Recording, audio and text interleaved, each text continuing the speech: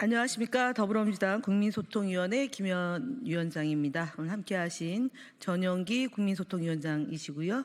허위조작정보감시단의 김동아 의원님 함께하셨습니다. 4월 3일 목요일 민주파출소 현황 보고 및 주요 대응 현황에 대해서 말씀드리겠습니다. 민주파출소 제보 현황 보고 드립니다. 4월 3일 9시 기준 전일 647명이 방문했고 260건의 제보가 접수되었습니다. 매체별로는 네이버가 31.92%로 가장 높은 수치를 기록했고 그 뒤로는 유튜브 14.23%, SNS 10%, 현수막이 5.38%, 커뮤니티 4.62% 순으로 제보되었습니다. 다음은 주요 제보 내용 보고입니다. 먼저 피청구인 윤석열 대통령에 대한 탄핵 선고일이 내일 11시로 예정된 가운데 네이버 카페와 커뮤니티 등에서 민주당과 이재명 대표를 악마하려는 움직임이 크게 달하고 있습니다. 이재명 대표를 드럼통, 살인, 미수, 정가범 등으로 악마화하거나 민주당을 북한, 중국과 결탁한 세력으로 날조하며 극우 세력의 이념 선동이 끊이지 않는 정황이 포착되고 있습니다. 심지어 고 장제원 전 의원의 죽음을 두고 민주당과 이재명 대표를 거론하는 타살설까지 퍼뜨린 등 극단적이고 황당한 음모론으로 민주당과 이재명 대표를 전방위적으로 공격하고 있습니다. 누군가의 죽음을 정치적 수단으로 악용하는 행위는 악마도 혀를 내두를 일입니다.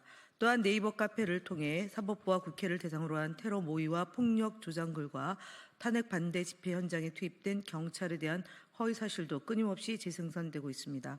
헌법재판소를 향해 무기고를 털자, 하얀병 준비 등의 노골적인 테러 선동은 물론 시위 현장 경찰을 중국 공안이라 매도하는 허위 영상까지 유포되고 있습니다. 이는 공권력에 대한 신뢰를 훼손하고 법치주의 근간을 흔들려는 명백한 범죄 행위입니다. 이는 단순한 온라인 여론조작을 넘어 실질적인 위협으로 번질 가능성이 매우 큽니다. 민주당은 지금 벌어지고 있는 악의적 허위사실 유포와 민주주의 기관에 대한 위협이 단순한 해프닝이 아니라 치밀하고 계획적인 민주주의 파괴 시도라고 판단하고 있습니다.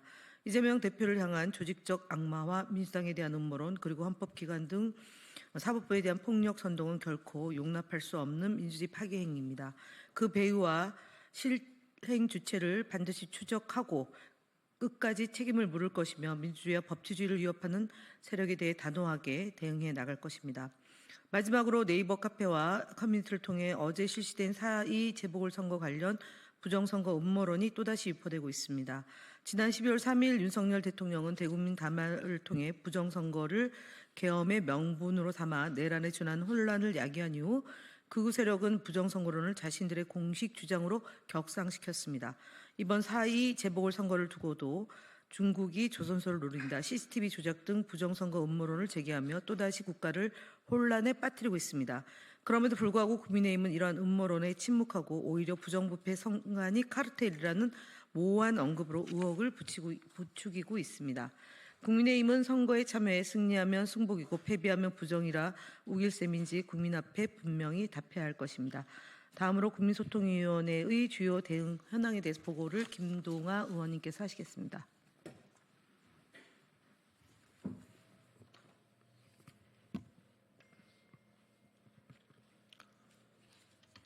네, 주요 대응 현황 보고 드리겠습니다.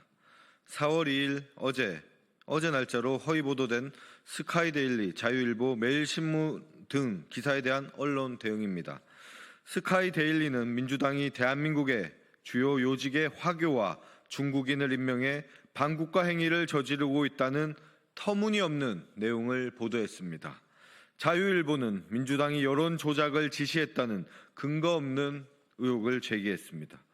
매일신문 역시 민주당의 예비비 삭감으로 인해 경상도 지역의 산불 대응이 어렵다는 가짜뉴스를 보도로 내보냈습니다. 아시아투데이는 윤석열 대통령의 탄핵 선고 기일이 민주당의 압박으로 앞당겨졌다는 허위 주장을 실었습니다. 이들 기사를 가만히 들여다보면 마치 민주당이 대한민국을 전지전능하게 움직이는 존재라도 듯한 착각을 불러일으키게 합니다. 민주당을 비방하지 않고는 기사를 제대로 쓰지 못하는 건 아닌지 의심스러울 정도입니다. 이런 터무니없는 보도 행태에 대해 국민소통위원회는 해당 언론사를 언론중재위원회에 제소하는 한편 억측과 허위 보도에 대해서는 끝까지 단호하게 대응해 나가겠습니다.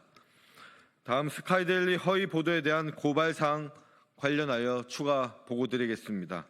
지난 1월 21일 국민소통위원회는 스카이데일리의 기사 선거연수원 체포 중국인 99명 주일 미군 기지 압송됐다라는 허위 사실을 유포한 것으로 판단하여 영등포 경찰서에 고발 조치한 바 있습니다. 해당 사건은 피고발인 겸 허겸 기자의 주소지가 강동구에 위치하고 있어 관할 경찰서인 서울 강동경찰서로 사건이 이송되었음을 알려드립니다. 다음 시사 프로그램 패널 구성 불균형 문제를 끝까지 해결하겠습니다. 현 정국은 첨예하게 대립되어 있으며 방송 패널들의 발언은 시청자들에게 큰 영향을 미칩니다. 그러기에 각 정치 세력을 균형 있게 대표할 수 있는 패널 구성이 무엇보다도 중요합니다. 그러나 현실은 여전히 더불어민주당의 입장을 대변하는 패널들이 방송에 충분히 출연하지 못하고 있는 상황입니다. 이에 시사 대담 프로그램을 편성하는 각 방송사의 패널 구성의 균형을 다시 한번 강력히 요청드렸습니다. 또한 3월 26일과 27일에 방송된 연합뉴스TV 뉴스포커스, 3월 27일에 방송된 TV조선 신통방통, 3월 27일에 방송된 YTN 뉴스플러스와 3월 24일과 28일에 방송된 뉴스나잇의 패널 불균형 문제에 대해 방송심의위원회에 4월 2일 공정성 위반 민원을 제출하였음을 보고드립니다. 다음으로 극우 유튜버의 폭행 대응 등 유튜브 대응 사항 관련하여 보고드립니다.